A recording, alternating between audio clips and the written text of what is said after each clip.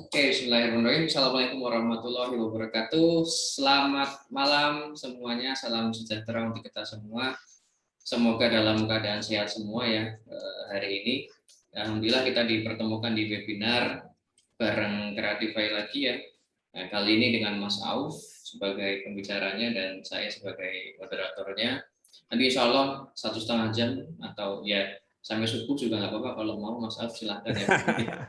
Kita akan bahas tadi ya judulnya tentang rahasia untuk gimana sih bisa menjalankan atau mempunyai bisnis yang lebih sustain gitu ya, menggunakan nanti Mas Auf sudah punya semacam rumus atau apa gitu ya, six framework ya, nanti beliau aja yang akan jelasin detailnya. Nah, kalau dari saya yang belum kenal ya, saya perkenalkan dulu nih, saya Bayu Agus Prabowo, jadi foundernya Creatify ini ya, sebagai CEO dan foundernya Creatify. Terus ini Mas Auf sebagai pembicara malam ini, beliau punya perusahaan consulting ya Mas ya, namanya Fantastic Consulting. Jadi OD, Organization Development gitu ya Mas ya, untuk membantu bisnis UMKM tentunya, terutama untuk ya di tadi mendevelop organisasinya gitu. Nah, biar nggak lama-lama kita langsung aja ya panggil Mas Auf untuk ngisi, dan selamat menikmati. Monggo Mas Auf. Siap, oke. Saya share dulu.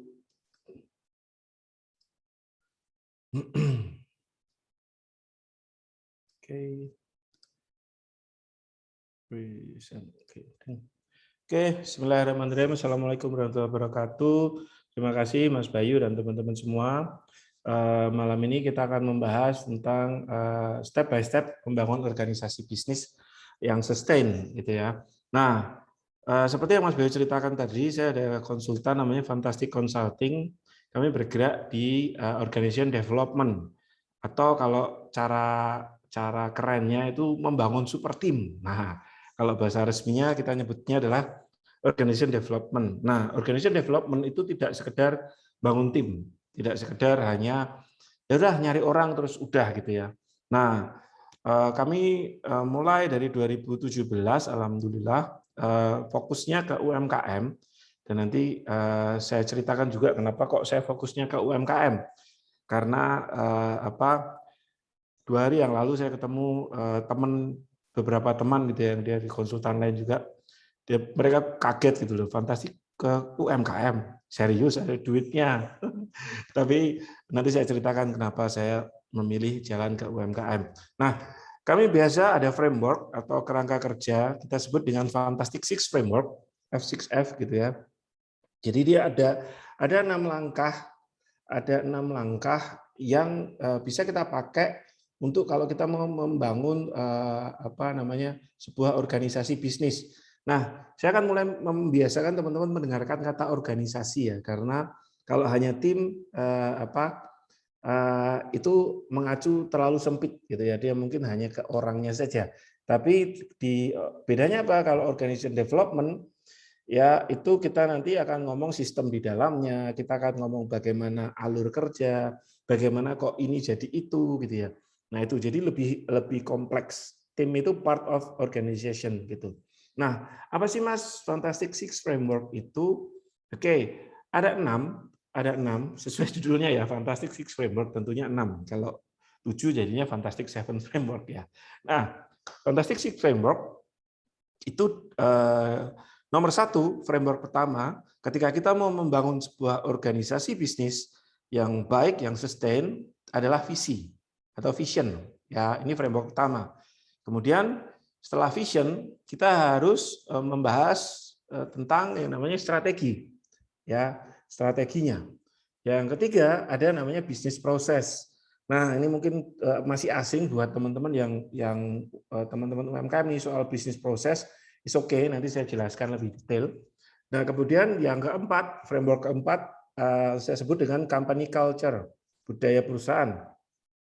Framework kelima, resources and system. Framework yang keenam tentunya adalah fantastic execution gitu. Nah, jadi 6 framework ini berurutan, jadi ada benang merahnya dari visi sampai eksekusi. Dan itu semua bisa kita sistemkan gitu. Nah, saya akan mulai kasih gambaran dulu, garis besarnya dulu. Ya, di visi nanti kita akan ngomongin tentang why. Why do you do what you do? What is your big why? Apa sih why besarnya kita? Apa big, hairy, audacious goals Anda? Goals yang menakutkan orang-orang, mungkin kalau mendengarkan goal kita ketawa gitu ya. Itu apa? Ya ada yang bilang kalau orang belum menertawakan mimpi kita gitu ya, berarti goals kita belum cukup besar. Gitu. Nah, what makes your heart sing itu juga nanti kita akan bahas lebih lanjut. Ini kita ngomong di framework pertama, vision. Kemudian framework kedua adalah strategi. Kita harus mendefinisikan strategi untuk mencapai visi, dan itu kita masukkan ke yang disebut dengan misi. Apa sih misinya untuk mencapai visi tersebut? Apa aja target dan objektif dari tiap-tiap misi? Nah, saya biasa sebut dengan target objektif. Gitu. Apa itu? Tenang, nanti kita bahas lebih lanjut. Yang ketiga adalah bisnis proses. Ya, bisnis proses. Jadi setelah strategi, wah ini bisnis proses ini biasanya kalau di kelas offline ya Mas Bayu ya, itu biasanya teman-teman banyak minum Panadol gitu. Karena ini very very complicated gitu ya. Kita menentukan key activity-nya, kita kelompokkan menjadi sebuah value chain, kemudian dari situ kita breakdown kebutuhan hingga nanti menjadi manpower planning, dan dari situlah nanti muncul yang namanya struktur organisasi. Jadi kalau sekarang teman-teman yang menyimak malam hari ini gitu ya, yang membuat struktur organisasi nyontoh Google ya, harapan saya nanti mulai hari ini enggak lagi ya karena nanti sudah ada step-stepnya gitu. Nah kemudian yang keempat, framework yang keempat adalah company culture. Nah kita harus membuat statement tentang budaya di tempat kita, organisasi kita itu seperti apa, dan ini harus berdasarkan dengan bagaimana sih kepemimpinan kita itu ya. Nah, biasanya ada orang nih dia bikin strateginya udah ndaki-ndaki, udah keren banget gitu ya. Tapi eksekusinya jauh dari harapan. Nah, ini ada jembatannya. Jembatan yang menghubungkan antara strategi dengan eksekusi itu namanya kultur, budaya. Ya. Ini yang keempat, framework keempat. Kemudian framework kelima adalah resources and system. Bagaimana kita memenuhi resources yang kita butuhkan dan memanage itu lewat sebuah sistem. Ya, ini tentang bagaimana kita menginput orang-orang dan membuat sistem untuk orang-orang itu gitu ya. Ini di framework kelima. Kemudian framework keempat adalah fantastic execution. Nah, di fantastic execution kita ngomongin setelah orang-orang itu diinput, tentunya ada proses, lalu ada outputnya. Nah, jadi ini di output kita nanti ngomong monitoring, evaluasi dan seterusnya gitu ya. Nah, ini ada 6 framework ini. Nah, saya teruskan, kita bahas lebih detail tentang framework pertama. Framework pertama adalah vision. State your company vision. Nah, jadi kebanyakan dari kita bisnis itu biasanya ya teman-teman kalau bikin visi itu wah aku adalah perusahaan terbaik, terhebat, terbesar. Ya, gitu. Terus ditempel tuh di dinding dan seterusnya. Tapi visi itu kayak nggak ngefek apa-apa nih ke perusahaan, ke orang-orang yang ada di dalamnya. Kok pada nggak semangat ya? Visinya udah tak figura bagus loh, visinya udah tak cat di tembok loh. Kenapa ya? Gitu. Nah, ini mungkin kasusnya sama-sama saya dulu gitu ya. Nah, pertanyaan dasar ketika kita mau ngomong visi adalah why do you do what you do? Ngapain sih kita ngelakuin yang kita lakuin? Ya, ngapain kita bisnis gitu? Capek loh bisnis. Malam-malam gini masih online gitu, ngapain? Padahal kan bisa mungkin di rumah sama keluarga dan seterusnya dan seterusnya. Nah, ini pertanyaan yang harus dijawab teman-teman gitu ya. Kayak saya dulu bisnis, saya ingin membuktikan saja kepada keluarga besar saya bahwa di antara keluarga besar saya yang isinya PNS ataupun dokter, ada satu orang yang profesinya nggak PNS ataupun dokter, tapi dia bisa kaya. Ya, karena saya memilih jalan sebagai pengusaha. Itu why saya. Nah, ternyata why saya ini berbahaya, dan harapan saya nanti teman-teman tidak mengulang why yang saya alami ini. Kenapa? Karena kemudian di tahun 2017 waktu itu ya, saya stagnan. Stagnan itu bukan di omset, enggak. Nah, waktu itu saya punya beberapa usaha, ya, apa namanya, ada IO juga gitu ya, kayak mirip-mirip Creatify gini. Kemudian ada rumah makan, cabangnya lumayan, kalau orang franchise ya 100 juta lah bayar untuk franchise fee-nya aja. Nah, di situ saya merasa kok kosong gitu, capek dan seterusnya. Nah, ternyata saya menemukan jawabannya. Jawabannya apa? Jawabannya ada di slide selanjutnya. Nah, jadi di dunia ini ada dua games, teman-teman. Ada finite games, ada infinite games. Finite games itu games yang jelas kapan mulai, kapan selesai. Tujuan finite games adalah untuk mengalahkan lawan. Saya ulangi, tujuan finite games adalah mengalahkan lawan. Di akhir games itu jelas siapa yang menang, siapa yang kalah. Lawannya jelas, aturannya jelas. Ya, contoh di sini saya kasih contoh baseball atau sepak bola atau bulu tangkis gitu ya. Jelas siapa yang menang, siapa yang kalah. Dan kebahagiaan kita bermain finite games ini datang dari comparison. Saya lebih baik daripada kamu, gitu ya. Itu finite games. Nah, tapi ada games kedua nih yang namanya infinite games. Infinite games ini nggak ada ujungnya.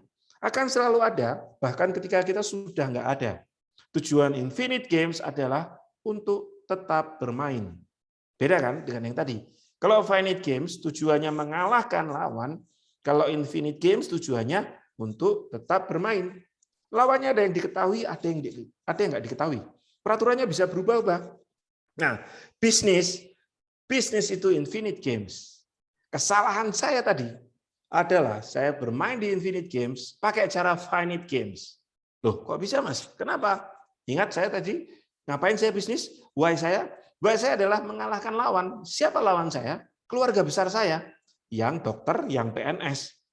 Ana khairum minhum, aku lebih baik daripada kamu. Saya lebih baik daripada mereka semua. Ketika ada satu titik saya merasa saya sudah membuktikan, loh, aku juga udah punya rumah, aku sudah punya mobil, aku sudah punya ini loh, karyawanku ya banyak gitu kan.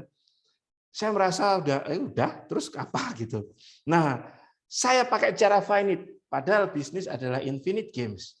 Masa sih, Mas, bisnis infinite games? Kalau nggak percaya teman-teman cek deh. McD dia udah berapa tahun tuh, ya. Atau misalkan saya sering kasih contoh Teh Twinings. Teh Twinings itu sudah ada lebih lama, bahkan lebih lama daripada kekhalifahan Bani Utsmaniyah. Dia udah 300 tahun Teh Twinings itu dari Inggris. Nah, itu tetap ada, padahal 300 sebelum saya lahir Teh Twinings ada, dan nanti saya nggak tahu nih ketika saya meninggal apakah masih ada atau enggak. Nah, peraturannya bisa berubah-ubah. Contoh aja kayak COVID. Ya, kayak COVID, atau kalau teman-teman immerse sekarang lagi musim ame ya, ame-ame gitu kan. Peraturannya berubah. Ya. Nah, itu bisnis itu infinite games. Nah, itu dia. Why saya salah di awal. Sehingga dari situlah nanti pesan saya ke teman-teman, ketika kita mau membuat visi, pastikan visi kita itu infinite. Ya, tidak ada ujungnya. Loh, Mas, nanti nggak bisa dicoret dong. Tenang, nanti ada bagian yang dicoret, itu namanya target objektif. Tapi visi ini harus selalu ada, ya, supaya apa? Perusahaan kita tetap lestari. Ya, contoh apa, Mas? Bingung aku. Visi finite, infinite. Nah, saya kasih contoh nih. Ada namanya perusahaan namanya Lesian Aldan. Saya mohon maaf kalau ada yang kenal gitu ya. Tapi ini contoh real. Ya, saya tunjukkan nanti seberapa real gitu ya. Lalu ada perusahaan namanya Warung SS.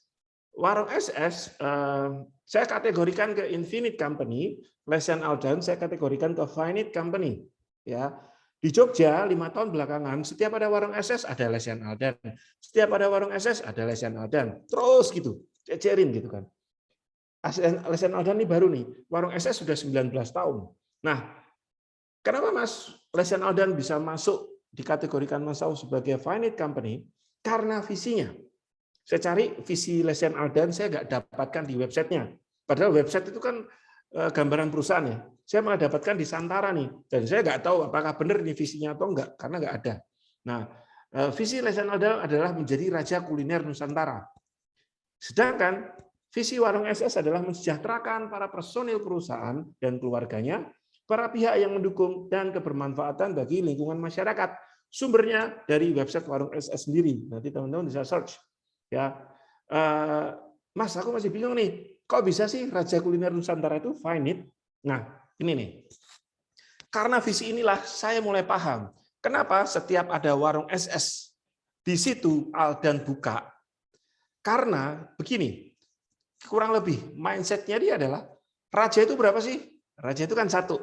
Nah, dia punya mindset dengan Raja Kuliner, berarti dengan dia jajarin SS, dia melihat sekarang rajanya nih SS nih, sehingga harus tak kalahkan.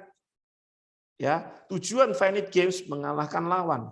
Dia menjadi raja dengan merasa mengalahkan SS. Tapi SS nggak peduli. Kenapa? Karena dia tidak berniat menjadi Raja Kuliner Nusantara. Dia berniat untuk mensejahterakan para personil perusahaan dan keluarganya, para pihak yang mendukung, dan kebermanfaatan bagi lingkungan masyarakat. Yang satu lurus, tidak terbatas, yang satu mengalahkan yang satunya. Nah, ini yang kejadian. Ketika visi kita finite, ya, di Infinite Games, ya, Infinite Games artinya yang games yang tidak terbatas, tujuannya kan tetap bermain. Di Infinite Games, supaya kita mau tetap bermain, itu dibutuhkan dua. Satu will, yang dua resources.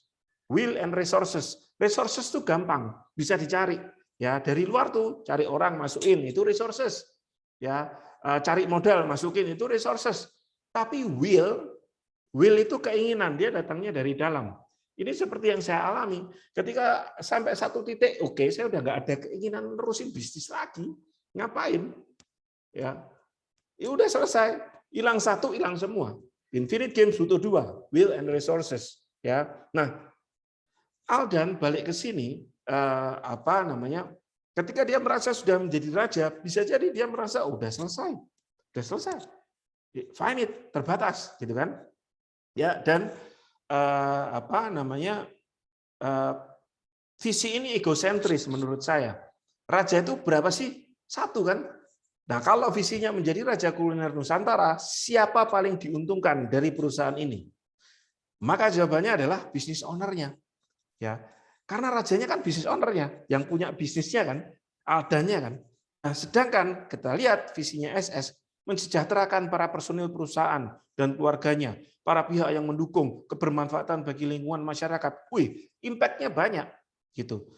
Lebih, let's say sama-sama perusahaan, kalau ditimbang lebih helpful mana, lebih berarti mana perusahaannya, kita bisa lihat dari sini warung SS lebih berarti karena tujuan perusahaan ini visinya adalah untuk orang yang lebih banyak. Sedangkan Lesian Aldan dia hanya untuk ownernya saja, ya. Dan finite, ketika dia merasa sudah menjadi raja, ya sudah selesai. Terus apa? Kan gitu kan? Gitu. Jadi ini bedanya teman-teman antara finite company sama infinite company, gitu. Nah, terus gimana Mas caranya kita membuat infinite vision gitu ya? Nah, ada kaidahnya dari Simon Sinek gitu ya, the golden circle, start with your why. Kebanyakan dari kita mulai bisnis dari what. Aku mau bisnis apa ya? Oh, aku mau bisnis cuci sepatu. Oh, aku mau bisnis misalkan jamu. Oh, aku mau bisnis apalah gitu ya, kosmetik gitu. Tapi dari what? Terus gimana caranya? Oh, nanti tak jual online saja. Oh, tak jual kemitraan saja. Tapi nggak pernah sampai why. Padahal why ini menggerakkan kita, ya, menggerakkan orang-orang yang punya why yang sama-sama kita. Masa sih Mas? Kok bisa gitu? Oke, saya nggak akan menjelaskan secara ekonomi ataupun manajemen, saya akan menjelaskan secara biologis. Ya, ini lapisan otak kita, teman-teman.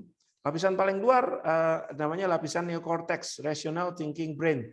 1 + 1 sama dengan 2, 5 × 5 sama dengan 25, gitu ya. Itu otak neocortex yang memproses. Rational thinking brain. Kemudian berikutnya ada lapisan namanya otak reptil. Ini insting dinosaurus brain kita.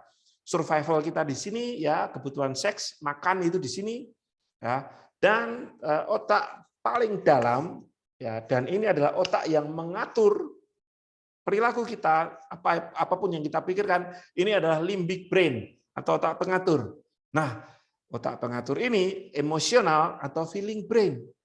Ya, feeling brain. Contohnya gimana ketika kita contoh nih, saya otak limbik saya lagi jalan kan. Wah, ini iPhone 12 mini nih lucu ya. Saya pegang-pegang kemarin, kayaknya aku butuh ganti HP deh. Ya, lalu otak neokortex saya mulai ngomong nih, oh iya ganti aja, ini bentar lagi kan iPhone mudah yang lama, nanti kalau ketinggalan gimana? Kameranya juga kamu cuma 1, dia 3. Nah, otak neokortex mencari pembenaran. Otak limbik saya terus mencari-cari, rasanya perlu ganti HP deh. Udah mulai lemot loh, grupnya mulai banyak dan seterusnya gitu kan. Nah, itu cara kerja otak kita. Ya, dimulai dari rasanya, feeling brain, emosional, dan susunan otak kita ini sama dengan golden circle-nya, why. Ketika kita ngomong why, alasannya akan sangat irasional, nggak masuk akal. Ya, itu why. Tapi kita akan mencari pembenaran nanti di lapisan neokorteks kita. Mas, bingung aku contohnya. Oke, saya kasih contoh. Ini saya sendiri nih. Ini why saya. Why saya adalah untuk membantu UMKM Indonesia berdaya dan berjaya di negeri sendiri, supaya anak cucu kita bisa menikmati Indonesia yang lebih maju dari sisi perekonomiannya. Ya, ini juga tadi saya sempat cerita bahwa kemarin beberapa hari yang lalu saya sempat ketemu dengan beberapa teman-teman lain yang di konsultan juga gitu ya, terutama bidang-bidang yang mirip saya. Ditanya gitu, oh, fantastik fokus di UMKM Mas? Iya. Oh, emang ada duitnya UMKM? Weh, itu tuh kayak oke. Ya kalau saya gini, kalau saya hanya sekedar cari duit, maka harusnya saya nggak konsentrasi membangun teman-teman UMKM gitu, capek gitu. Dia bilang gitu, yang waktu itu ngomentarin gitu kan. Ya saya sempat agak, aduh, mereka nggak ngerti nih perjuangannya. Karena saya ada yang saya dampingi, dia mulainya dari 2 cabang, sekarang 20 cabang, gitu ya. Alhamdulillah, growth luar biasa. Kemudian ada yang kita baru mulai bulan November kemarin, bulan lalu omset hampir 10 miliar, ada juga gitu ya. Dan inilah why saya sebenarnya. Ini yang membuat saya more than money gitu. Ya, bahkan di sini ada salah satu yang sedang pendampingan kita juga, ada Bu Suryani dari Medan. Halo Bu. Ya itu ya. Beliau ibu rumah tangga luar biasa gitu ya. Usahanya mungkin dulu banyak diremehin, ngapain sih laundry sepatu doang, tapi kita tata dan kemarin sudah bersaing rebutan karyawan dengan kemarin Bank Permata kayaknya. Gitu. Jadi, nah ini why saya. Why saya adalah untuk membantu UMKM Indonesia berdaya dan berjaya di negeri sendiri, supaya anak cucu kita bisa menikmati Indonesia yang lebih maju. Apakah ini egosentris, Mas? Egosentris karena ada anak cucu saya. Saya pengen anak cucu saya punya negara yang lebih baik daripada ini. Tapi saya nggak mungkin saya masuk jadi presiden waktu itu kan. Saya mikirnya gitu, nggak mungkin jadi presiden. Saya nggak seneng masuk ke got gitu. Saya nggak seneng apalah gitu. Nah, enggak deh. Saya bantu UMKM-nya aja. Kalau UMKM naik, insya Allah ekonomi Indonesia juga naik. Gitu ya, sepakat ya teman-teman ya. Nah, anak cucu saya egosentris, tapi saya yakin di luar sana pasti ada orang-orang yang why-nya sama. Entah dia membantu UMKM, entah dia pengen anak cucunya ya punya kehidupan yang lebih baik juga. Contohnya siapa? Contohnya dengan Mas Bayu nih. Saya dengan Mas Bayu sudah kenal cukup lama gitu ya. Dan kita sama-sama aktif untuk bantu UMKM gitu ya. Dan kita happy-happy aja mau malam-malam gini kita webinar gitu ya. Ya asik-asik aja gitu. Karena ini memang kita punya why yang cukup kuat di situ. Nah, dari why ini nanti baru kita petain nih caranya gimana ya. Nah, kalau saya petain caranya, satu, UMKM dipastikan paham pola pikir, cara bermain, strategi perusahaan korporat yang sustain. Yang kedua, UMKM Indonesia dipastikan mengaplikasikan. Jadi setelah paham dan itu harus mengaplikasikan. Karena kebanyakan dari kita kalau nggak dipaksa mengaplikasikan, ya udah tahu terus ngapain. Ya, kayak mungkin malam hari ini teman-teman udah tahu nih, terus mengaplikasikan nggak? Nah, itu dia, harus dipaksa gitu ya. Nah, kalau itu caranya nih. Terus apa nih Mas berarti yang akan dibikin? Baru saya bikin waktu itu produk atau jasa yang akan saya buat apa nih? Oh, satu, free content, ya, pola pikir, cara bermain, perusahaan korporat yang bisa diakses dan dipahami UMKM dengan mudah. Ya, karena kadang-kala bahasa kayak tadi saya sempat bahas road to market itu mungkin teman-teman juga baru dengar. Apa sih itu? Nah, itu nanti saya mencoba membahasakan dengan lebih mudah gitu ya. Lalu e-course, ada e-course juga supaya ya mungkin saya orangnya juga cuma satu dan nggak bisa dipenggal-penggal, jadi dengan e-course harapan saya teman-teman bisa belajar mandiri. Yang ketiga, program-program khusus yang memastikan UMKM Indonesia paham mengaplikasikan pola pikir, cara bermain dan strategi perusahaan corporate yang sustain. Ya, salah satunya yang saya bikin juga di The Pengusaha adalah Fantastic Team Challenge, itu program khusus, gitu ya. Tujuannya memastikan, gitu ya. Seperti tadi cerita River Herbal ini sedang program nih 100 hari, gitu ya. Kalau ini ada Bu Zuryani nih, Bu Zuryani ini program 8 bulan kayaknya ya Bu ya. Itu. Jadi tujuannya apa? Saya mau memastikan ya Bu Zuryani ini nggak cuma belajar AO, tapi dipraktekin. Yang penting nggak diganggu, benar nggak? Saya paksa untuk praktek gitu kan. Setiap minggu kita meeting gitu ya. Nah ini karena ini akhirnya ketemu nih visi saya. Visi saya membantu UMKM Indonesia naik kelas dengan memberikan ruang bertukar ilmu pengetahuan dalam satu platform. Ya, ini visi saya. Jadi itu teman-teman caranya membuat visi, tolong tarik dari why. Ya, why-nya apa, how-nya apa, what-nya apa. Nah, visi itu ada 9 nih. 1, harus ada impact to whom. Siapa nih yang mau teman-teman bantu? Ngapain sih perusahaan teman-teman ini ada? Gitu. Yang kedua, ya kalau perusahaan teman-teman ada, ya untuk memperkaya aku dong, Mas. Ya, saya yakin nanti teman-teman akan kesulitan membangun organisasi bisnis. Karena apa? Ya isinya orang-orang yang juga pengen memperkaya diri. Nah, nanti rampok-rampokan tuh. Ya, gitu. Jadi ada impact to whom-nya. Begitu kita menentukan kita tuh membantuin siapa nih. Ya, itu sikap. Itu adalah sebuah sikap perusahaan. Kedua, mengatur arah organisasi. Ini organisasinya mau kemana nih? Gitu. Yang ketiga, menunjukkan keunikan organisasi. Apa bedanya organisasi ini dengan organisasi lainnya? Yang keempat, menciptakan standar keunggulan. Yang kelima, membangun inspirasi, energi, dan komitmen. Itu kenapa visi itu kita gedein gitu. Kalau nggak gede, nggak menginspirasi. Ya, misalkan saya hanya membantu UMKM Bantul, ya mungkin kecil banget gitu. Ngapain juga? Jadi se-Indonesia lah gitu. Jadi biar menginspirasi, ada energinya di situ, ada komitmennya. Ya, yang karena memberikan tantangan stimulasi. Ya ada tantangannya, challenging banget loh, ngurusi UMKM banyak banget gitu kan. Belum lagi kadang-kala ketika lagi sharing, wah ini paling mau jualan ini, wah ini kan jadi ya kadang-kala hal kayak gitu tuh ya sudah diterima aja. Atau misalkan kayak kemarin ketika ketemu teman lain gitu kan yang mereka, Mas ini kan sama korporat aja Mas ini, wah kamu tuh kalau satu korporat kamu sama kayak 3-5 UMKM kamu urusin, bayarannya sama, mending korporat gitu kan. Nah, ini ada tantangan juga di situ. Kalau nggak ada tantangannya, ya life is never flat, wah sih gitu kan. Gitu. Jadi terus yang ketujuh, mencegah kebingungan dalam organisasi. Biar nggak bingung, ini tuh kita tuh organisasi apa sih? Kesana iya, kesini iya, properti iya, rumah makan iya, cuci sepatu iya, ini sebenarnya kita tuh mau bikin apa gitu kan. Nah, kemudian yang ke-8 menetapkan legitimasi, posisi pasar dan reputasi, dan yang terakhir visi itu sebaiknya gitu ya terdiri dari 2-3 kalimat strategis. Jangan dibuat 2-3 halaman. Susah ya ngapalinya karena visinya harus selalu memotivasi orang-orang stakeholder yang ada di dalam perusahaan. Gitu ya, teman-teman ya. Nah, nanti silakan teman-teman bikin tuh. Ya, kita sudah ada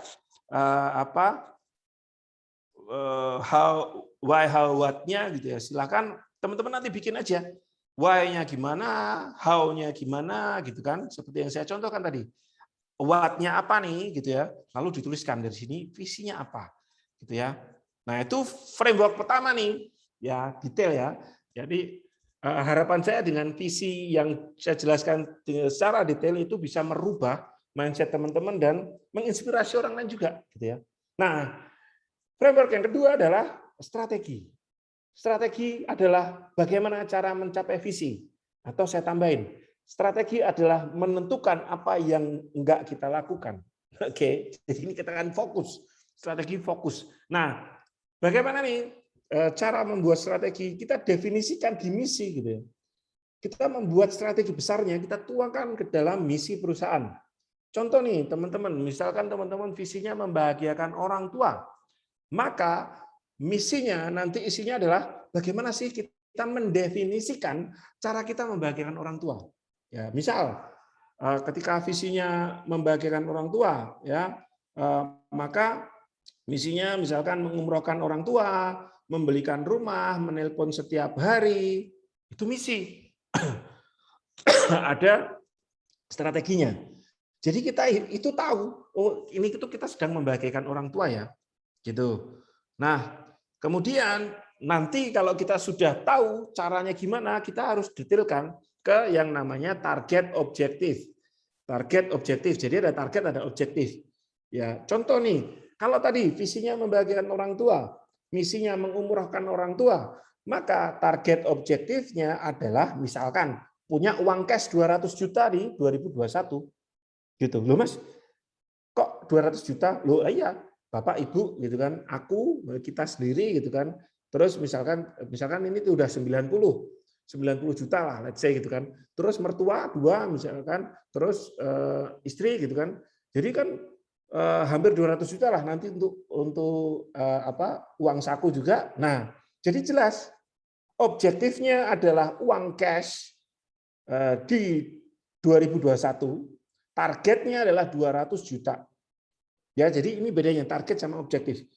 Ya, objektifnya adalah uang cash gitu ya. Sorry, objektifnya adalah uang cash, targetnya adalah 200 juta di 2021. Ya. Sehingga kita nanti itu jelas gitu loh. Oh, kenapa aku gedibak-gedibuk ya? Pagi, siang, sore, malam bisnis gitu ya. Karena aku mau mengumrohkan orang tua. Aku mau mengumrohkan orang tua. Nyambung, aku mau ngejar cash 200 juta untuk mengumrohkan orang tua. Itu. Atau misalkan membelikan rumah. Oke, target objektifnya adalah punya objektifnya sama uang cash gitu ya. Targetnya adalah 3M di 2022. Oke, tujuannya untuk beli rumah di daerah kota Jogja misalkan. Kemudian menelpon setiap hari, ini bisa juga. Misalkan target objektifnya ya telepon pagi habis sholat subuh untuk tanya sarapan apa, mau sarapan apa, minta doa dan seterusnya. Nah, ini runtutannya, visi, misi, target objektif. Jadi kalau tadi framework pertama visi, di strategi kita ngomong misi dan target objektifnya. Supaya nanti jelas, setelah targetnya jelas, objektifnya jelas, baru kita akan mikir nanti gimana caranya mendapatkan uang cash 200 juta itu. Nah, inilah yang kita lanjutkan ke yang namanya business process. Ini framework ketiga nih. Nah, ini apa nih? Chunking down. Ini chunking down. Jadi ada ilmu NLP namanya chunk gitu ya. Chunk itu mencungkil. Jadi ada chunking up, chunking set, chunking down. Chunking up dia big, chunking set itu yang sama gitu ya. Chunking down dia lebih detail. Nah, kita chunking down di bisnis proses ini kita chunking down dari key activity, merumuskan strategi ke taktik supaya lebih mudah dieksekusi, gitu ya. Nah, kita tuliskan dulu ya cara mencapai target objektifnya ke yang namanya key activity. Nah, tadi ya misalkan target objektifnya punya uang cash 200 juta di 2021. Maka apa nih key activity-nya? Misalkan key activity-nya adalah meriset produk yang marginnya satu produk 1 juta misalkan, gitu kan. Terus meriset market, misalkan itu key activity-nya tuh, ya melakukan campaign itu key activity, aktivitas kunci saja, ya. Ini kita tuliskan apa aja nih aktivitas kunci yang akan kita lakukan supaya target objektif yang kita tentukan tadi tercapai. Nah, kalau saya ada tools beberapa. Misal bisnis flywheel gitu ya. Ini bukan flywheel marketing, ini lebih ke flywheel bisnis. Bisnis flywheel, terus ada value ladder, terus ada Sun Tzu strategi, saya biasanya pakai itu, ada dream client, kemudian ada creative sales marketing worksheet. Nah, ini kita ada tools-nya tuh. Nah, kita susun nih fungsi tools ini, atau teman-teman mau pakai biasanya bisnis model Canvas, atau kalau Coach Ridwan Abadi itu bisnis roadmap gitu ya. Terserah bebas, atau Pak Budi Isman pakai Smart Business Map gitu ya. Terserah bebas mau pakai yang mana. Karena itu alat brainstorming. Yang penting adalah teman-teman tahu key activity-nya apa. Key activity-nya apa untuk mencapai target tersebut. Ya, itu. Nah, setelah dapat nih key activity-nya, kita mulai mengelompokkan itu nanti ke yang namanya value chain. Value chain itu apa? Bisnis kita kayak rantai-rantai gitu ya. Value chain ini ada dua, dia value chain yang priority utama sama yang support. Ya, jadi value chain ini namanya divisi. Jadi kira-kira dikelompokkan divisi apa aja. Divisi apa aja utama yang kita butuhkan supaya bisnis kita berjalan dan supportnya apa. Nah, kemudian setelah dikelompokkan, kita breakdown lebih dalam dengan tools bisnis proses. Ini saya ada tools-nya juga, teman-teman bisa dengan sangat mudah nanti membreakdown itu. Nah, kalau bisnis prosesnya sudah dapat jelas gitu, kita nanti akan dapat tuh apa aja ya kerjaannya, ya apa aja pekerjaan yang akan muncul nih dari target objektif tadi, dari key activity tadi. Nah, dari situ kita susun yang namanya manpower planning. Oh, ternyata aku butuh orang ini. Nanti kerjaannya A, B, C, D. Orang ini kerjaannya A, B, C, D. Nah, dari situ baru kita bikin struktur organisasinya. Nah, inilah yang tadi saya pesankan di awal. Kebanyakan dari kita membuat struktur organisasi. Kalau nggak nyontek Google, ya nyontek organisasi tetangga. Nah, inilah yang miss gitu ya. Karena setiap organisasi itu unik gitu ya. Terserah kita kok nanti menyusunnya gimana. Tapi yang jelas, nggak asal disusun biar keren, tapi itu menjadi sebuah sistem. Karena nanti kita akan melakukan pelimpahan wewenang. Ini loh tanggung jawabmu. Misal nih, advertiser, kamu tuh tanggung jawabnya ini, menentukan ini, jelas. Jadi nggak kita awasin terus, gitu ya. Nah ini pentingnya membuat manpower plan, ya, dan struktur organisasi berdasarkan manpower plan dan bisnis prosesnya. Kemudian yang keempat, framework keempat, ini namanya company culture. Apa value pribadi kita sebagai business owner? Nah, nanti ada tools-nya juga, kita ada tools-nya value core value. Ya, ini jelas nih kultur gitu ya, itu strategi jembatan antara strategi dengan eksekusi. Nah, ini kita tuh pengen orang-orang kayak apa sih di dalam perusahaan kita? Ya, misal nih, kita orangnya itu enggak disiplin. Ya, kita orangnya enggak disiplin. Ya jangan tuliskan kita value perusahaan kita disiplin. Hanya kita nulis disiplin hanya karena lihat tetangga nih. Nah, jangan dong. Tuliskan yang baik aja loh, Mas. Berarti aku jadi enggak baik. Enggak, pasti ada yang baik nih dari kita yang kita yakini. Misal apa? Aku value-ku adalah takwa gitu kan. Value-nya takwa. Nah, salah satu perwujudan takwa itu kita tuliskan nanti ke core value gitu ya. Di situ misalkan salah satu perwujudan takwa adalah sholat 5 waktu. Nah, kalau kita punya value itu dan kita pengen lihat tim kita itu sholat 5 waktu, ya itu disampaikan. Kalau enggak kita akan kayak gelisah, ini kok orang nggak pernah sholat ya? Kok dia ini ya? Ternyata nggak sesuai. Inilah jembatannya nanti akhirnya runtuh. Ya, kenapa ini sangat penting? Ya, attitude, behavior, karakter orang-orang dalam tim itu mempengaruhi 85% kesuksesan di perusahaan. Ini juga terkait dengan style leadership dari business owner dan top manajemennya. Tim yang fantastik dia punya value yang mirip-mirip sehingga kulturnya mudah terbentuk gitu ya. Nah, teman-teman kalau mau rekrut orang gitu ya, peganglah ABC-nya, attitude, behavior, karakter yang tentunya sesuai dengan value kita gitu ya.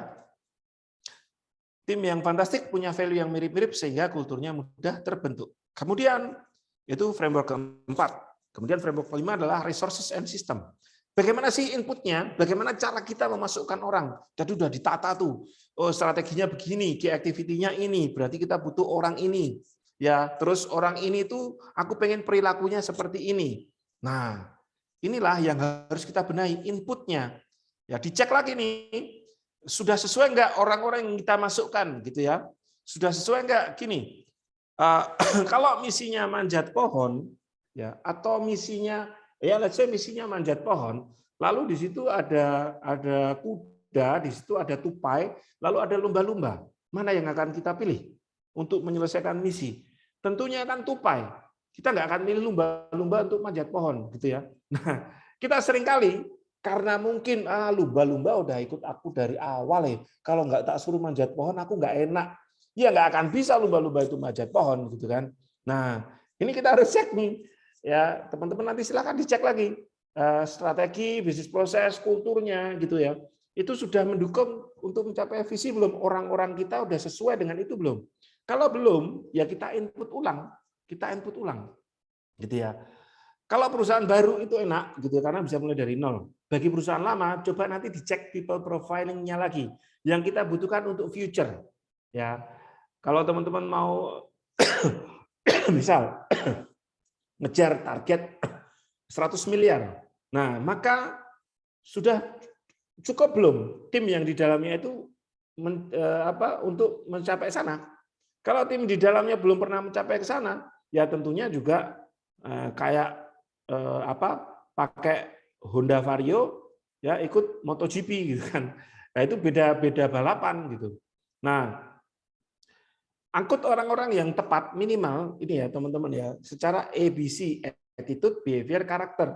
Kalau ABC-nya oke, nanti dicek CDE, competence, degree, experience gitu. Ya baiknya sih ABC, CDE ya dapat semua ya. Tapi kalau harus pilihlah ABC-nya dulu ya. Kenapa Mas pilih ABC-nya dulu, attitude, behavior, karakter? Karena gini, orang yang ikut kita mungkin usianya udah 27 tahun, 25 tahun gitu kan, 30 tahun. Nah, mereka itu 30 tahun menjadi diri mereka sendiri. Ya, sudah ada pola yang terbentuk, ada perilaku yang terbentuk. Lalu mereka masuk ke tempat kita, 3 bulan kita suruh berubah, susah banget. Ya, kita aja berubah, sebulan berubah juga susah. Kita berharap orang lain seperti itu susah. Makanya nanti tolong cari dulu yang ABC-nya mirip-mirip, yang memang kita butuhkan. Gitu. Contoh ya, misal kayak kemarin saya sedang rekrut untuk head of operation gitu di rumah makan saya gitu kan. Nah, karakter yang saya butuhkan adalah dari DISC-nya adalah dia ada D-nya, dominance. Makanya begitu kemarin saya dapat, ini D-nya tinggi nih. Lalu ada C-nya, ini controller banget nih orang ini akan sangat bisa kontrol nih. Ya sudah, saya masukkan gitu. Dan tadi kita meeting, ya alhamdulillah ya, udah enak, ya Mas kamu yang mimpin gitu. Nanti saya tinggal mengevaluasi orang itu. Nah, karena dia sudah ada D-nya, dominance-nya gitu. Atau misalkan teman-teman mau cek mau cari CS, ya kalau cari CS paling enggak ada I-nya, ya influence, dia memang nyaman untuk ngomong, nyaman untuk komunikasi. Kalau CS I-nya di bawah, wah susah banget, dia sendiri nggak nyaman untuk komunikasi sama orang, gitu. Nah itu contoh-contohnya ya, ketika kita mengatur resources, input resources-nya, gitu. Nah, framework yang terakhir adalah, ini frameworknya harusnya fantastic execution. Ya, framework yang keenam itu adalah fantastic execution. Tadi apa sih? Ini masih framework kelima tadi resource and system. Nah, kita bisa pakai namanya employee employer branding. Ya, ini supaya nanti filtering rekrutmen yang tepat gitu ya. Nah, ini bisa membuat orang-orang yang keren nanti masuk ke perusahaan kita walaupun kita perusahaan baru. Dan saya pun melakukan itu ketika saya melakukan employee employer branding ya alhamdulillah gitu ya, perusahaan contoh ya yang sedang saya build kemarin adalah Kirimin Aja. Itu tuh bisa dapat ex-CEO-nya Coca-Cola, SGM Sari Husada karena melakukan employee branding. Ya, itu ya. Kemudian framework ke-6 fantastic execution. Ya, ini framework ke-6 ya, teman-teman ya. Kalau tadi kita udah ngomong input, nah di fantastic execution kita ngomong proses sama output-nya. Ya, di proses itu nanti ada coaching, dia ada training, ada mentoring, ada people development. Lalu di output nanti ya ada KPI, ada monitoring, kemudian ada evaluation, nanti ada performance management system lewat kalau saya pakai raport, ada raportnya. Jadi tim kita itu jelas gitu, kita nggak like and dislike, tapi kayak ini memang rapotmu kayak gini loh, coba deh kamu perbaikin. Dan kalau mereka bisa melihat scoreboard-nya, papan skornya, mereka no issue kok nanti. Ya mereka oh ya aku memang harus lebih baik lagi, gitu. Jadi ini ya, jadi ada 6, saya ulangin lagi ya, ada 6 framework: vision, strategi, bisnis proses, company culture, resources and system, fantastic execution. Ya, bisnis bukan sekedar urusan branding, bukan sekedar urusan keuangan, bukan sekedar urusan karyawan. Bisnis adalah tentang mewujudkan visi bersama tim yang fantastik. Tim yang fantastik baru akan terbentuk ketika bisnis lebih terencana. Ada strateginya, ya, jelas bisnis prosesnya, jelas kultur leadership-nya, company kulturnya, jelas resources sistemnya, dan fantastik dalam eksekusinya. Maka bisnis bisa menjadi lebih berdampak. Gitu, mungkin sampai sini ada yang mau ditanyakan, saya kembalikan ke Mas Bayu dulu. Silakan Mas Bayu, atau teman-teman ada yang mau tanya. Oke, Siap. mantap ya. Ngerap saya ya. Ngerap. Tapi tetap ketangkep ya, jelas. Ini Mbak Suryani juga bilang udah ikut 20-an kali, tetap nggak ada bosannya. Nah, ini ada yang langsung nanya Mas, kita langsung buka aja ya sesi pertanyaan diskusi. Ini sekarang masih jam 8:30, masih sore nih. Silakan teman-teman tanya, ya terserah mau tanya apa nih. Ada mulai dari Mas Fuad Hussein. Mas, kalau saya jadi reseller kaos merek Rips Gold, orang yang paham Instagram pasti akan langsung ke akunnya sana daripada ke akun saya. Nah, bisa jelaskan dengan rinci bagaimana jadi reseller dan konsumen tidak tahu sumber barang yang kita beli.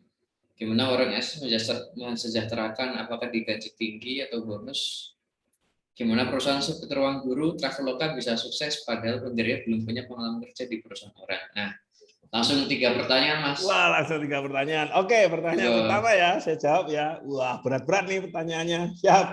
Oke, bisa dijelaskan dengan rinci bagaimana reseller dan konsumen tidak tahu sumber barang yang saya beli atau kulak. Gini, teman-teman yang bermain reseller, menjadi reseller, teman-teman harus paham dulu, teman-teman itu model bisnisnya apa sih? Gitu loh. Teman-teman itu bukan pemilik brand, gitu. Jadi ya nggak usah ditutupin sumber barang yang beli kulaknya di mana. Kalau seperti itu mindsetnya teman-teman nanti ada di red ocean perang harga. Terus gimana Mas? Teman-teman itu harusnya paham. Kalau teman-teman bisnisnya reseller ya, maka itu adalah bisnis jasa. Reseller gede itu apa contohnya Mas? Masa sih reseller ada yang gede nggak? Ada, namanya Indomaret. Silakan dicek Indomaret. Indomaret itu mana ada dia bikin produk. Enggak, dia jualin produk orang, ada Citato ya, saya buat Citato, ada Pokari misalkan, itu produk orang loh. Tapi kenapa orang itu datang ke Indomaret gitu?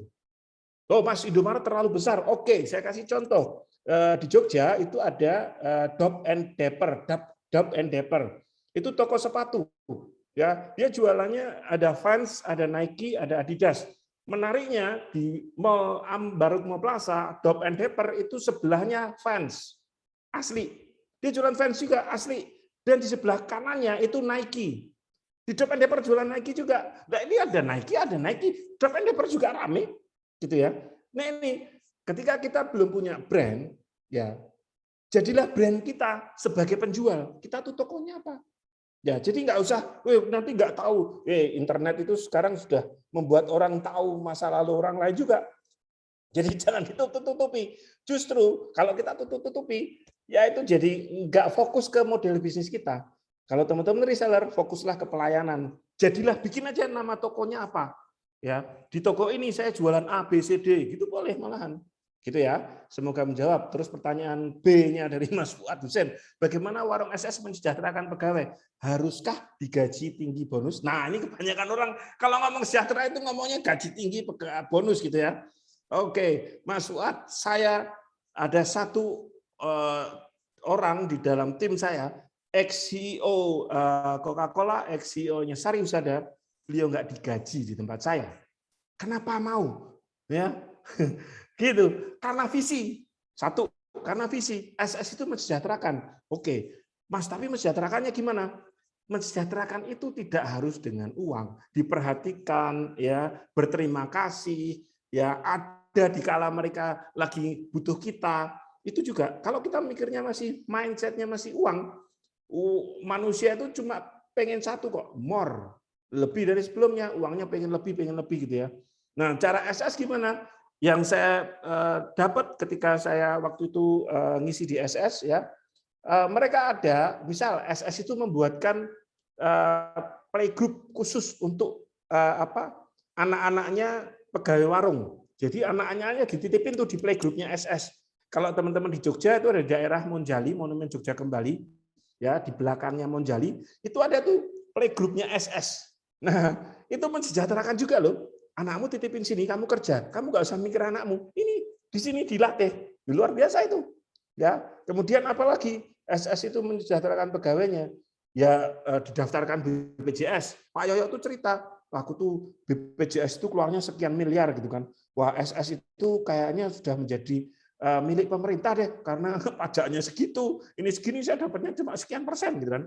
Nah itu jadi dimasukkan BPJS misalkan gitu kan. Jadi enggak melulu gaji tinggi bonus itu mensejahterakan.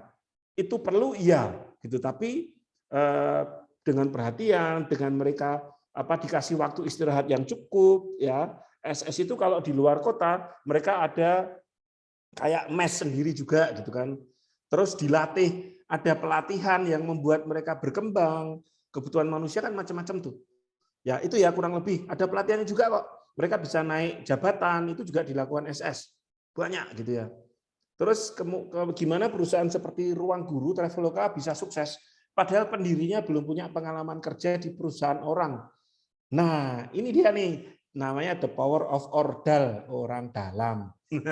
Maksudnya gimana?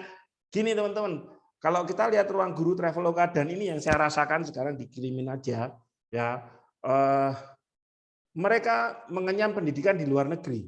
Oke, nah ini gampang gini. Misalkan Mas Fuad punya uang 10 miliar gitu. Kira-kira Mas Fuad akan menginvestasikan ke saya nih atau ke manusia silver di pinggir jalan untuk bisnis. Ya, kemungkinan besar Mas Fuad akan milih saya nih, ke Mas Auf aja. Kenapa? Ada trust-nya. Kalau ke manusia silver yang di pinggir jalan itu nggak ada trust-nya. Sama nih, Ruang Guru misalkan, Belva itu lulusan luar negeri ya. Ya. Dan kalau kita ngomong investment, ini saya juga nanti kita harus satukan persepsi dulu tentang bagaimana yang dimaksud sukses gitu ya. Nah itu misalkan pencapaiannya mereka, evaluasinya mereka, ukurannya itu ya.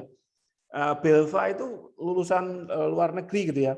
Jadi di sana sudah banyak linknya. Jadi kalau teman-teman ada yang sekolah di luar negeri, manfaatkan.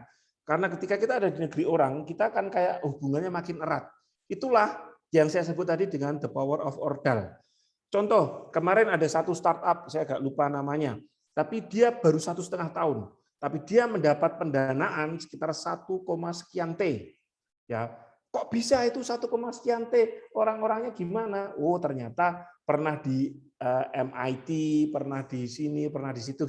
Jadi ya itulah kalau kita bisa meyakinkan gitu ya, dan kita memang ada trust, orang trust sama kita, ya jalur cepat gitu. Jadi bangunlah trust gitu ya. Itu semoga menjawab dari Mas Fuad. Saya jawab langsung Mas Bayu atau gimana nih? Ini ada Mas Ferry. Langsung aja. Oh siap. Sudah Mas Ferry. Oke, baru mulai bisnis, apa yang di-actionkan? Mas, Mas aja ya, jangan Pak. Apa ya? Kalau saya Mas, saya akan lihat satu, pembunuh startup nomor 1 adalah no market need. Itu datanya. Nggak ada pasar yang membutuhkan. Kalau mau mulai bisnis, carilah sekarang pasar yang membutuhkan itu di mana? Di mana uangnya ada. Nah, masuk aja ke situ. Itu lebih enak mancingnya gitu ya. Ya. Dan tentunya saran saya selain lihat pasar, lihat juga nih, kita senang nggak di situ. Kalau nggak senang, mending nggak usah gitu.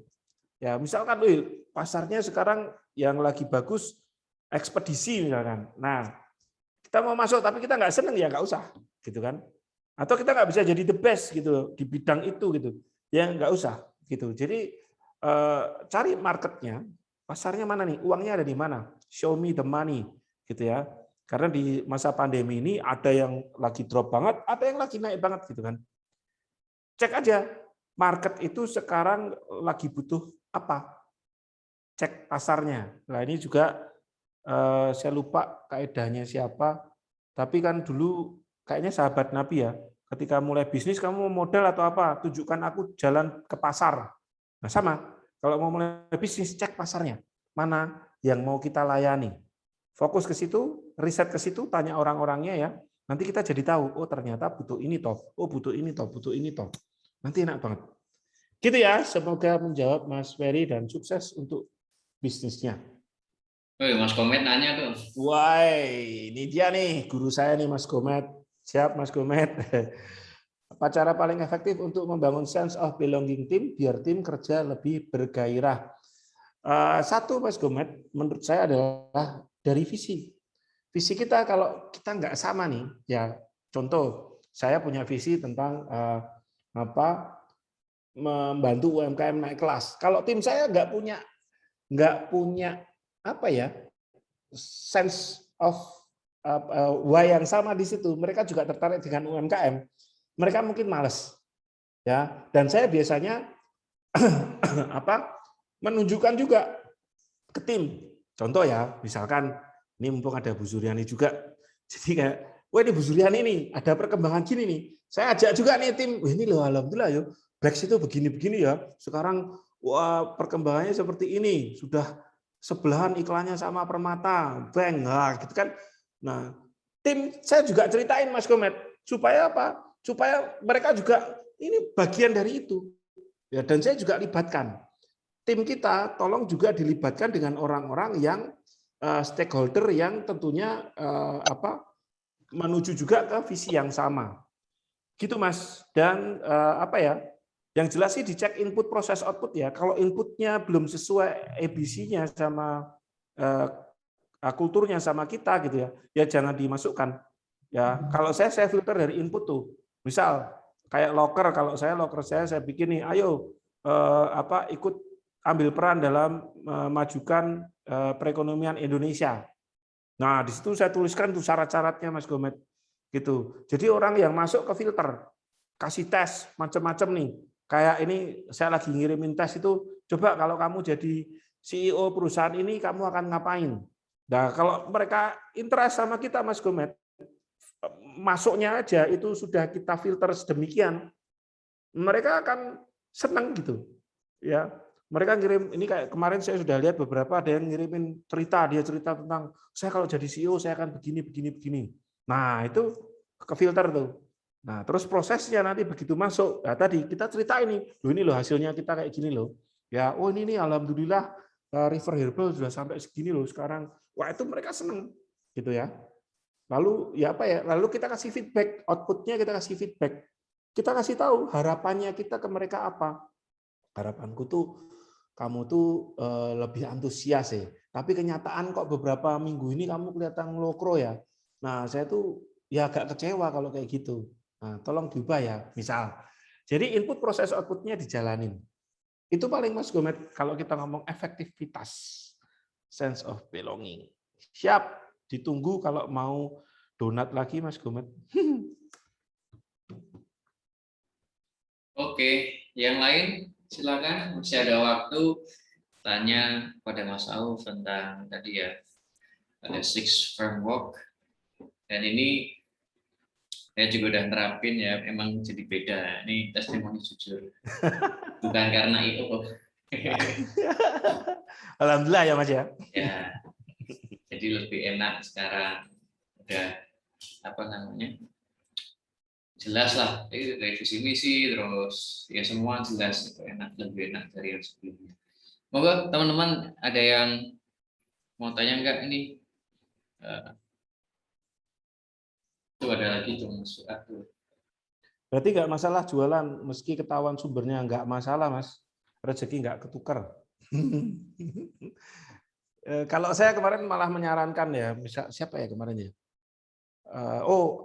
Saya juga ada satu perusahaan di Bandung, saya juga jadi komisaris di sana. Saya minta timnya adalah gini, kalau ada biasanya dia akan mencari comparison, pembanding harga gitu kan. Saya bilang, kasih tahu perusahaan tetangga juga. Kita kasih lihat. Bapak daripada repot-repot ke riset, kita ada risetin, Pak. Kalau di tempat A harganya sekian, harga di tempat B harganya sekian, di tempat kita harganya sekian. Silakan, Pak. Bisa jadi kita tidak semurah mereka, Pak. Tapi ada alasannya kenapa kok Telkomsel pakai kita, Pak. Kenapa Pertamina ke kita, tidak ke mereka, Pak. Nah, itu jadi di situ malah ternyata membangun persepsi, wih, jujur ya nih yang jualan gitu. Kalau kita kayak tutup-tutupi gitu-gitu ya misalkan mereka mau ngambil silakan mau ngambil gitu kan. Tapi tadi kalau kita masih fokus di situ berarti Mas Fuad nih misalkan bisnisnya sekarang reseller berarti belum paham apa sih model bisnisnya sebenarnya gitu. Indomaret, Alfamart itu mahal juga loh. Ngapain orang ke Indomaret, Alfamart kalau di warung tetangga juga ada. Gitu. Oke.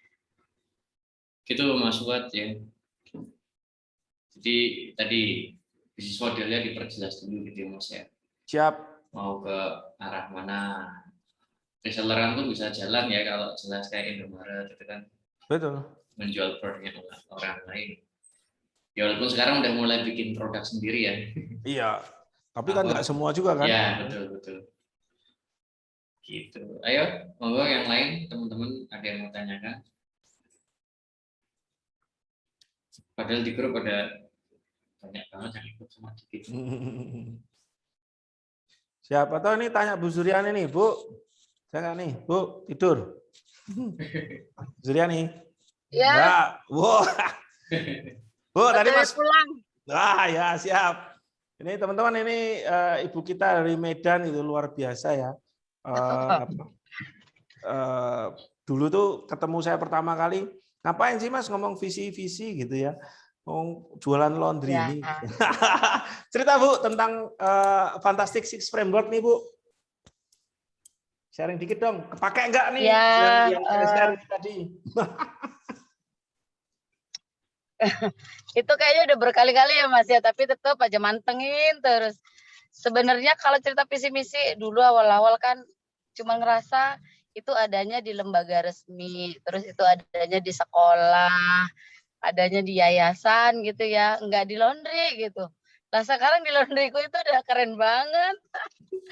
Jadi kebutuhan perjalanan kita itu kayak udah ada sekatnya gitu, ada targetnya, udah jelas mau ngapain. Kemarin dibuatin Mas Aup, aku target 5 tahun ya Mas ya. Ya. 5 tahun itu perasaan lama, tapi dijalani ini aja udah mau berapa bulan ya Mas ya, udah mau habis tuh 8 bulan. Nah itu jadi ternyata yang kita pikir itu lama banget, ternyata udah jalan sebentar gitu. Jadi seru sih visi misi itu emang awal banget untuk kita mau ngapain gitu. Itu udah kerasa banget ya Mas. Ya. Benar. Terus employee branding, kemarin kan kita sudah mulai employee branding ya. Itu lebih keren lagi gitu. Gimana tuh? Itu sebenarnya lebih diajari sombong ya di situ ya. Sombong. Jadi kan Mas serius kalau tadi bahkan ya aku sekarang udah kayak nerima beberapa kawan-kawan yang belajar sama yang lain tapi nanya lagi ke kita, ngecekin webnya kita siapa yang buatin, ininya kita siapa yang buatin. Wah pokoknya sekarang serba keren gitu, cuman berusaha untuk nyamain, maksudnya yang dijalanin sekarang tuh kan bicara kualitas ya Mas ya, sama jualan di online itu juga kita jadi kayak semuanya tuh sama-sama sejalan gitu. Serius. Jadi kalau ada yang nanya itu belajarnya di mana? Di sini. Terus oh iya belajar manajemen juga, mau ngapain gitu. Loh ya aku udah kecolongan berapa kali sama karyawan. Ini enggak. Kemarin sudah bikin peraturan perusahaan ya? Iya Mas, udah dibuat, tinggal dibenahi sih kemarin sama Mbak Ane. Pelan-pelan pokoknya kita kayak bener-bener real gitu jalannya. Udah halu lagi, nggak ngeliatin punya orang terus. Udah pede banget sekarang. Siap. Nah, makasih ya Bu ya. Iya Mas. Jadi ini teman-teman ada Bu Suryani, ini saya juga tadi Bu ngapain ikut lagi? dia ada webinar ikut, beberapa teman-teman yang ini juga ikut ya mungkin mungkin juga teman-teman kalau ada yang mau tanya-tanya, ini mumpung ada beliau juga silakan boleh tanya-tanya nih tentang bagaimana menerapkan Fantastic Six Framework ini. Dan beliau adalah salah satu peserta, kita ada games namanya Fantastic Team Challenge. Beliau adalah salah satu peserta batch awal, batch 1 yang selama 100 hari itu ngejar cash 100 juta. Nah ini beliau yang berhasil nih. Ya bahkan di akhir acara itu dapatnya 2 atau 3 kali lipat ya Bu ya. Itu Ya, 3 kali lipat. alhamdulillah gitu ya. Foya-foya gitu ya. Apa namanya? Awal di apa ya Mas? Ya, itu namanya awal diajari kesombongan itu di situ kemarin. Ya, itu teman-teman. Jadi silakan. Ini mumpung beliau juga menyempatkan waktunya sih. Ya hadir. Padahal tadi udah ngapain sih ini ikut-ikut. Tetap nongol juga. Ya karena beliau pengen berbagi dengan teman-teman juga. Silakan. Mumpung ini beliau sibuk banget karena lagi nyiapin 6 cabang yang lagi kita siapkan. Ini kemarin 6 kan? Yang Aceh sama mana kemarin tuh? Gitu. Silakan. Iya nih muncul terus ya. Iya Mas Bayu. Mas Bayu sampai apal. Kan ini Mas, apa sih saya fokus tuh kalau belajar satu ya satu gitu, enggak yang sana ikut malah mumet kan. Ini teman-teman ada yang kemarin mencoba untuk ngelihat juga akunnya siapa Pak Denny itu ya yang punya ini kita Mas apa? Tribelio. Malah mumet ya wes satu dulu disiapin, aku fokusin gitu. Jadi malah apa ya nggak bosen juga. Jadi kan tipenya beda-beda. Kalau aku emang kalau satu ya satu dulu gitu selesai gitu loh. Siap. Yuk silakan saya kembalikan ke Mas Bayu. Ada yang mau tanyakan lagi atau sudah cukup jelas kayaknya? Monggo teman-teman masih ada waktu kalau mau nanya atau udah sangat jelas ya. Ya dengan waktu yang 1 jam 2 jam kayak gini kan memang nggak akan detail gitu ya. Tapi minimal teman-teman udah punya gambaran sih dari 6 framework tadi itu harus ngapain aja dulu gitu ya. Ya tadi urutnya visi misi dan seterusnya seperti itu. Nah ini tadi udah Mas Auf jelasin secara umum itu e-course online-nya ada Mas. Oh ya, kalau teman-teman ada yang mau, ini kita ada free 16 video free FREE selama 16 hari. Silakan klik itu di situ tepengusaha.com hola, dan kita sedang nyiapin buku juga. Kita bagikan free juga bukunya 100 halaman. Wah, apa-apa ya, alhamdulillah biar rezekinya ngalir. Free, tapi nanti teman-teman cukup nanggung ongkir aja. Nanti bisa kontak ke Creatify atau nanti kita akan kasih landing page-nya. Tapi kalau mau video free, ini ada 16 video, 16 hari, silakan. Tapi kalau ngebet Mas kelamaan 16 hari, aku pengen langsung tak pelajari sehari, kita ada e-course-nya, Fantastic Team Mastery, gitu ya. Gitu, ini ada 15 video dan tools-nya juga ada di sini, gitu ya. Lalu kalau teman-teman kurang puas selama pakai e-course, kita ada offline-nya juga, nanti Fantastic Team Secret, ya Mas Bayu ya? Ya, betul. Di akhir bulan nanti insya Allah. Tanggal 30, 31 di Jogja. Tanggal 30, 31, ya ini nanti ketemu langsung sama saya 2 hari full. Terus kita bahas, kita detailkan di situ. Jadi kalau tanya-tanya bisa langsung gitu ya. Kalau itu masih kurang, ya 100 hari, 100 hari perbaikan tim ya. Ini Mas Bayu juga ikut, itu udah ikut beberapa batch ini Mas Bayu, gitu ya. Membentuk lifestyle, fokus perbaikan gitu ya, selama 100 hari. Di sini tadi ada Bu Suryani, ada Mas Bayu, ada dari River Herbal, dari Mas Aad juga gitu ya. Gitu ya teman-teman. Jadi silakan nanti kalau butuh ada beberapa pilihan disesuaikan saja. Ya, tadi ada yang free 16 hari. Ada yang e-course, ada yang offline besok tanggal 30-31 dengan Creatify. Lalu ada games, kita ada games Fantastic Team Challenge. Gitu, semoga menjawab Mas Ferry. Oke, ini ada pertanyaan dari Mas River Herbal ya, Mas Aan ya. Tapi ke DM nih maksudnya. Jadi Beliau nanya dalam rekrutmen tim bagi bisnis yang baru mau pertama kali dibangun, tim harus semua divisi direkrut secara berbarengan atau bertahap? Oke, disesuaikan aja Mas Ad. Jadi disesuaikan saja dengan kemampuan tim dulu. Kalau saya Mas, saya tipikal pemalas. Jadi saya biasanya akan nyari head-nya dulu. Jadi tak cari head-nya dulu supaya apa? Saya lepas operasional dulu. Itu kalau saya. Jadi biar gimana caranya, entah itu level manager atau SPV. Intinya saya nggak ngurusin operasional. Dan ini penting buat teman-teman gitu ya, kalau mau rekrutmen gitu, pastikan kita bisa segera lepas operasional. Karena nanti kalau kita kena badai operasional itu kita nggak bisa mikir. Gitu. Nah, baru nanti dicari nih. Kalau saya biasanya Mas Ad, kalau masih baru, ada beberapa yang saya supin kalau itu memang kerjaannya repetisional atau repetitif. Misalkan apa sih? Sosmed misalkan. Nah, sosmed itu kan hanya untuk awareness misalkan. Nggak terlalu urgent ya sudah. Saya misalkan Mas Bayu bisa nggak kelola sosmed? Nah, mending saya supin dulu. Saya mikir yang gede-gede. Gitu. Atau bikin landing page. Waduh, ribet nih. Untuk awal tak supin dulu. Jadi saya biasanya milahnya gitu, Mas Aat. Gitu, disesuaikan dan saya cari head-nya dulu. Karena gini, kalau head-nya ganti nanti ke bawahnya ganti semua juga sesuai keinginan head-nya. Gitu ya. Semoga menjawab. Jadi disesuaikan kebutuhan juga ya Mas tadi ya. Yes.